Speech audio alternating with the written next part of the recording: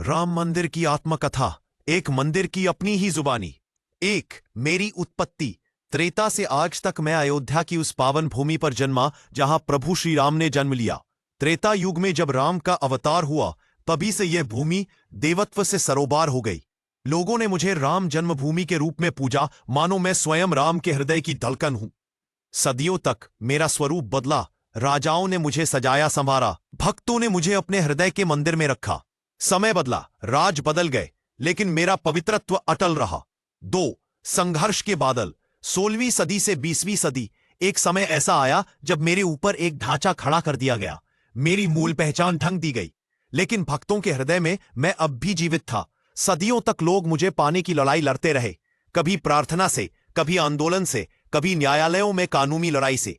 समय समय पर तनाव, ककराव और विवाद पनपे, लेकिन मेरी आत्मा एक ही पुकार करती रही, मैं राम की जन्मभूमि हूं। सत्य को एक दिन प्रकाश मिलेगा। दिलों में एक ही इच्छा थी, रामलला फिर से अपने भव्य मंदिर में विराजे। 4, 2019। प्रतीक्षा, समस्याएं और उम्मीदें। इन 2 दशकों में कई सरकारें आईं और गईं, लेकिन मेरे लिए संघर्ष जारी रहा, मानो मैं एक लंबे वनवास से गुजर रहा था।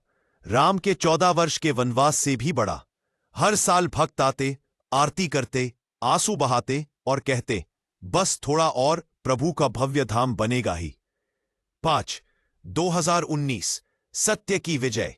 9 नवंबर 2019 को देश के सर्वोच्च न्यायालय ने मेरा सच स्वीकार किया, जिसे सदियां दबा नहीं सकी। वह सत्य न्यायालय में प्रकट हुआ।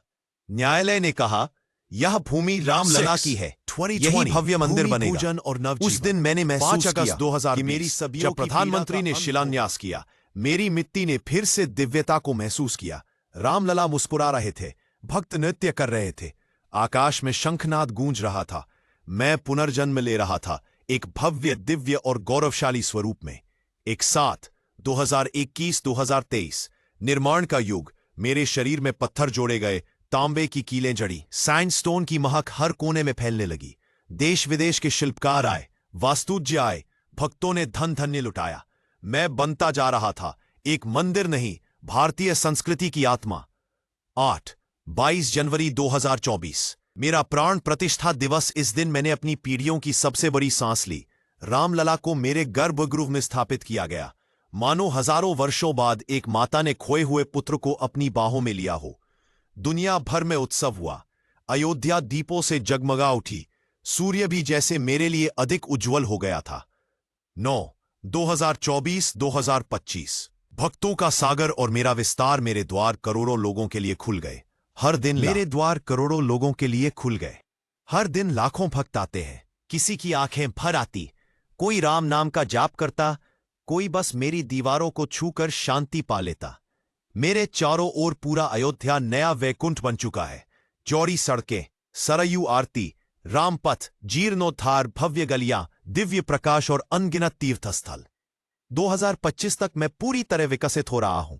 मेरे तीनों मंडप, परिसर और अन्य निर्माण तेजी से पूर्णता की ओर बढ़ रहे हैं।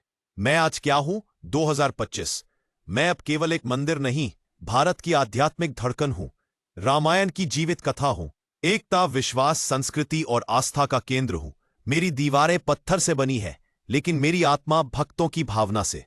अंतिम संदेश, मैं सदियों तक विवादों में रहा, लेकिन अंत में प्रेम जीता, सत्य जीता और धर्म की स्थापना हुई। मेरा अस्तित्व एक वाक्य में समेटा जा सकता है, मैं रामलला की जन्मभूमि हूं, और अब सदियों के वनवास के बाद अपने भव्य स्वर्णिम युग में हूं।